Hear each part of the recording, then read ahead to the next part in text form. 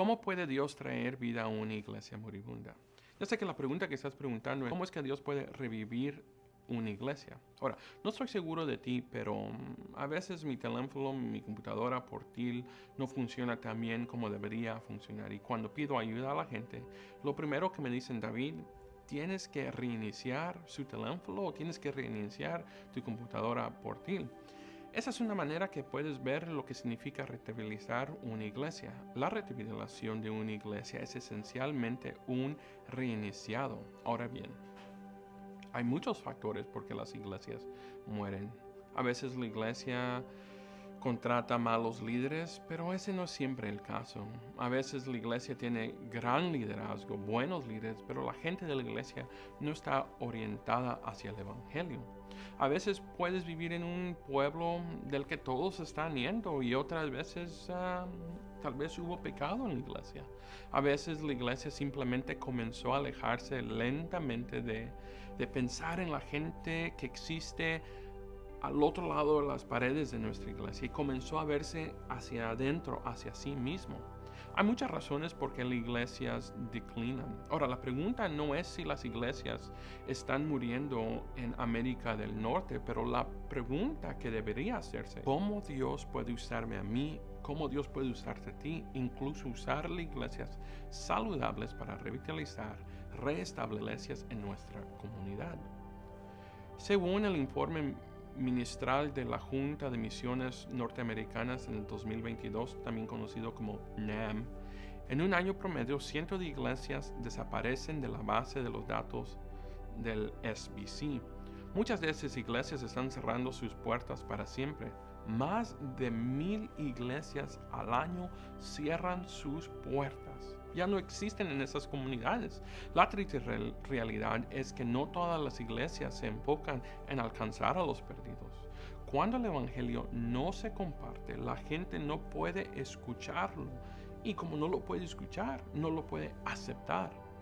Debes llegar a esta realidad de que no hay dos iglesias iguales. Y también necesitas saber desde el principio que nadie puede ayudar a revitalizar una iglesia por sí mismo. Necesitas un equipo. Ahora, yo recuerdo la primera vez que tuve el privilegio de revitalizar una iglesia hispana. 2 semanas después de empezar, un miembro de la iglesia me dijo, tengo que proteger a mi iglesia. Entonces pregunté lo obvio, ¿de quién estamos protegiendo nuestra iglesia? Él parecía un poco confundido con la pregunta que le hice y después de unos segundos él me dijo, pues pastor, de ti, tú vienes a cambiar todo. Hubo una desconexión aquí. Él sintió que yo estaba aquí para destruir su iglesia y yo todo este tiempo pensé que estaba aquí para ayudar a que esta iglesia volviera a vivir.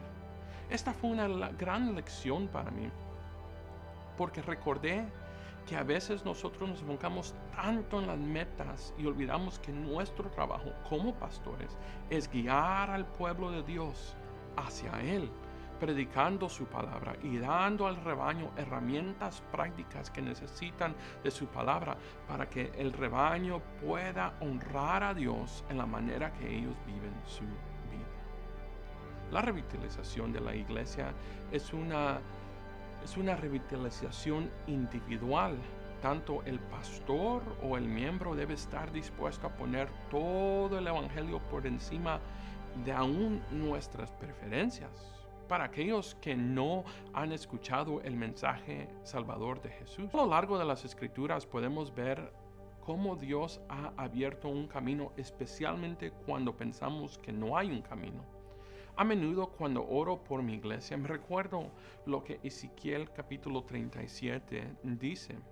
Ahora, esta es la visión simbólica de Ezequiel de la resurrección de los huesos secos. La revitalización de una iglesia no solo es un esfuerzo individual, sino es un esfuerzo de toda la iglesia.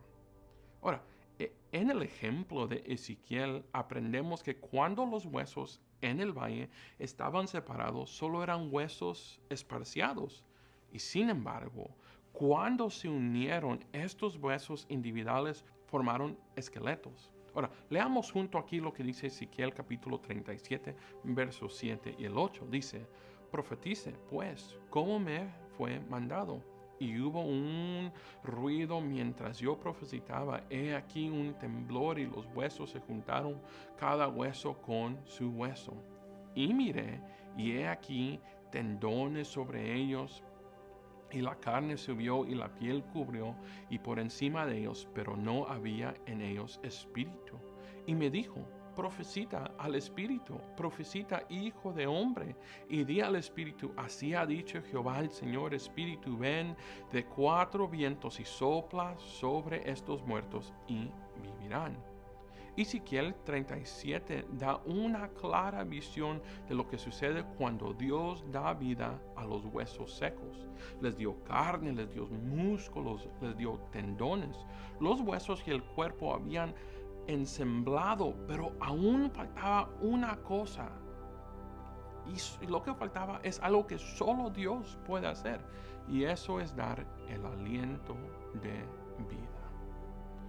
¿Recuerda lo que sucedió en Génesis capítulo 2, verso 7? El Señor formó al hombre del polvo de la tierra y Dios sopló el aliento de vida a Adán. Y fue entonces cuando Adán se convirtió en un ser vivo. Aquí hay algo que podemos aprender de la visión de Ezequiel. Revivir huesos secos ocurre en etapas.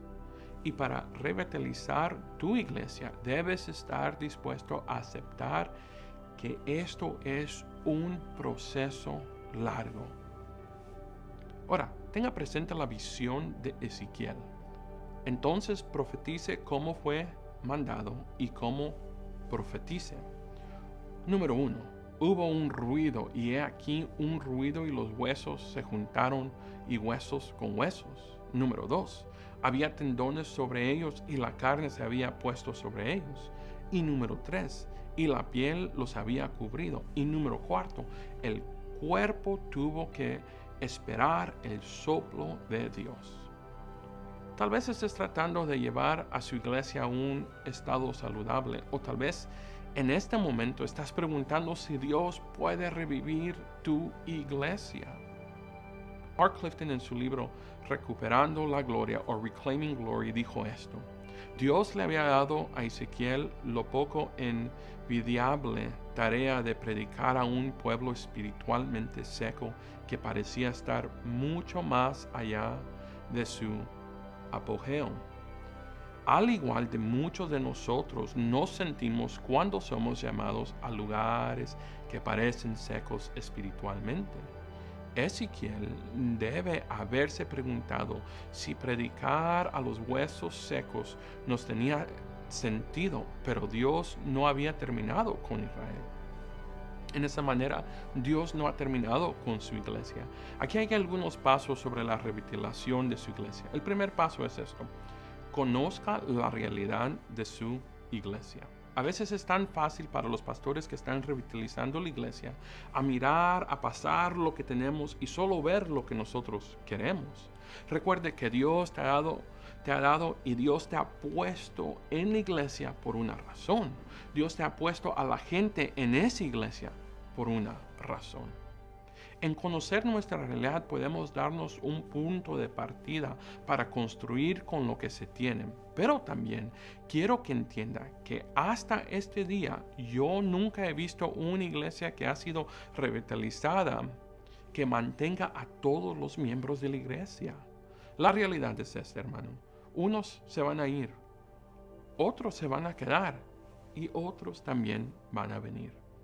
Pero asegúrese de estar consciente de cuál es la realidad de su iglesia y asegúrese de que esté alimentando al rebaño con un alimento bíblico saludable. Recuerda que esto no es un sprint, pero es un maratón largo. ¿Te dije que era largo? Paso número 2. Liderar el cambio. He visto a pastores fallar una y otra vez cuando entran a una iglesia que necesita la revitalización con la mentalidad que dice: yo soy el pastor, yo soy la respuesta a las oraciones y están aquí para escucharme todo lo que yo tengo que decir. No, ese no es un buen corazón tener. Mira, la iglesia no necesita otro rey, porque Jesús es el único rey de nuestra iglesia. Tómese el tiempo para reunirse con la iglesia. Hágalos aliados y luego hágalos discípulos. Recuerde que no puede hacer esto solo. Guíelos a convertirse en una iglesia que sea compasiva, a una iglesia que ama la palabra de Dios, a una iglesia que se preocupa por los perdidos. Ahora, el paso número 3, confía en Dios. Asegúrese de confiar en Dios en el proceso. He visto a muchos pastores sacrificar tanto incluso a sus familias porque querían hacer que algo sucediera. Querían ser ese pastor que marca la diferencia. Esos son todos grandes deseos. Sin embargo, asegúrese de que Dios lo esté guiando y que usted no está tratando de guiar a Dios. Quiero leer para ti Isaías 40, verso 31.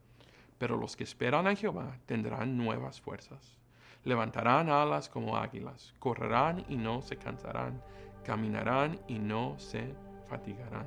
En resumen, te quiero dejar con estas cosas. Primer paso, conozca la realidad de su iglesia. Segundo paso, liderar el cambio. Y tercer paso, confía en Dios.